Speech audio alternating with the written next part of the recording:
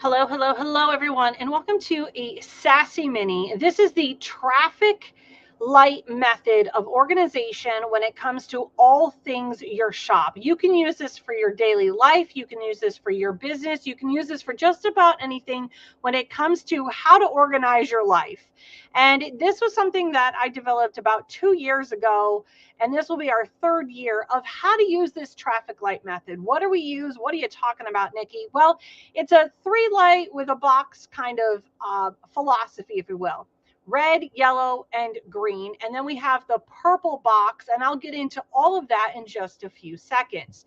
So, one of the hardest things we have here in our industry is what do we do with the things that we no longer love? What do we do with the things that no longer bring us joy? Or is it something we want to keep? We just got through our really busy season, and we have some things that are still sitting on our shelf. Well, there's some ideas and mythology behind it. So maybe you have things that you just didn't market correctly. Maybe you have things that you just didn't enjoy pressing or designing for, or anything like that. I'm going to help you navigate your way through on a tried and true method that, again, I've used for the last 2 years myself, and I have taught to all of you. So welcome to the traffic light method. Now, I am going to show you this method.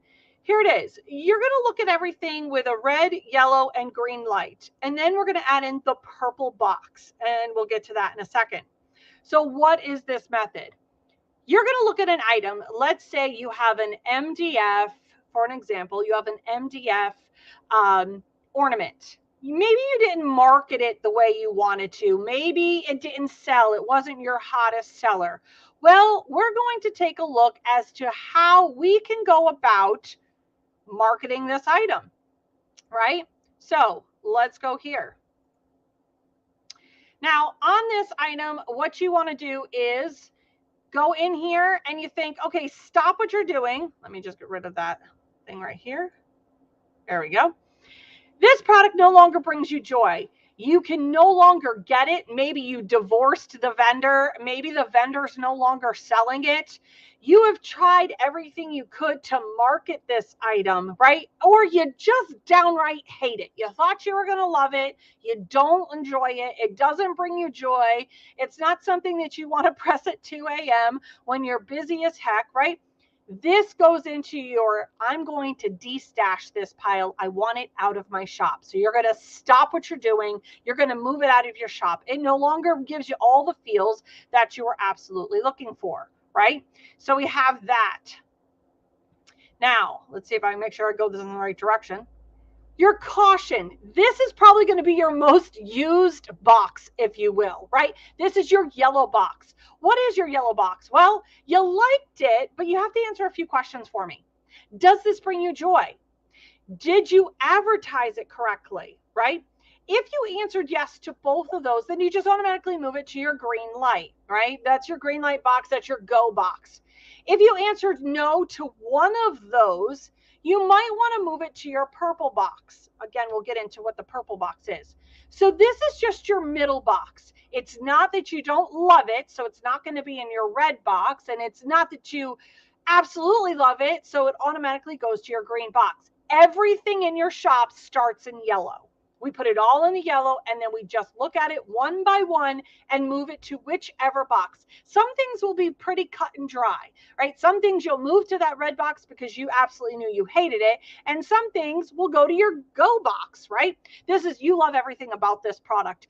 You knew how to market it. You knew you could make it at 2 a.m. You just loved every bit of it. It was your best seller, or maybe close to it, right? So everything goes into that green box. Little by little, as you go through that yellow box, you will literally split your items up as to a red or a green, right?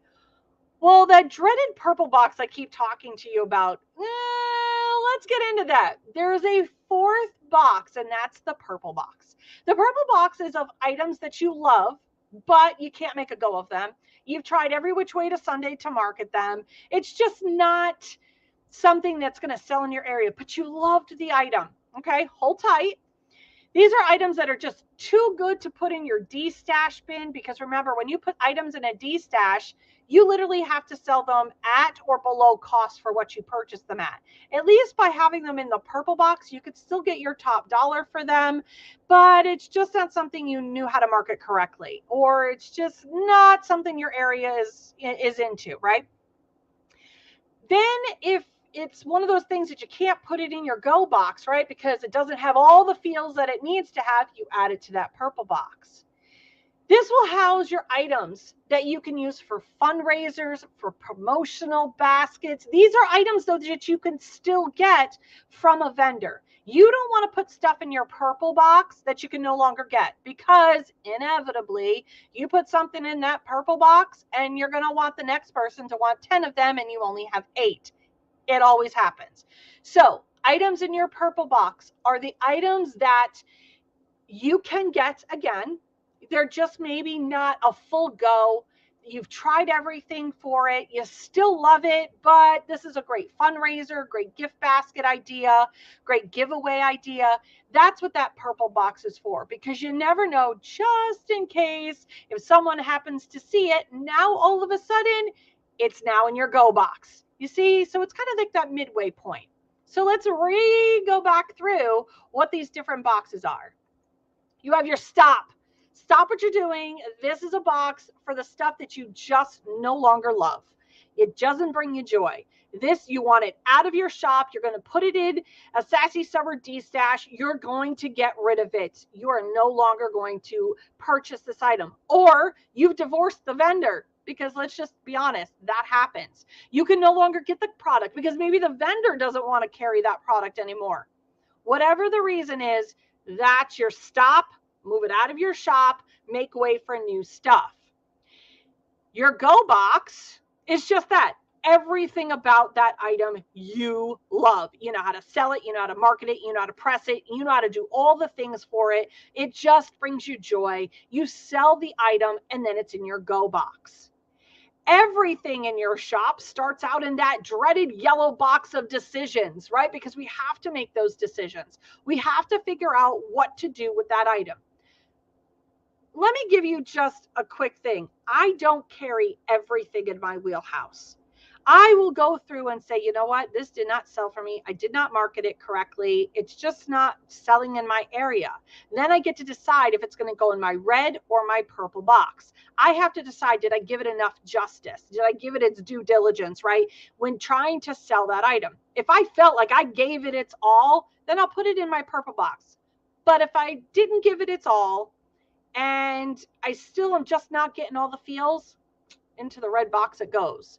You have to be very certain on your items. You don't have to carry everything. It doesn't have to all bring you joy. We all like to test out products and we like to buy a bunch of those products thinking we're going to make a go of it. And then, well, it doesn't happen.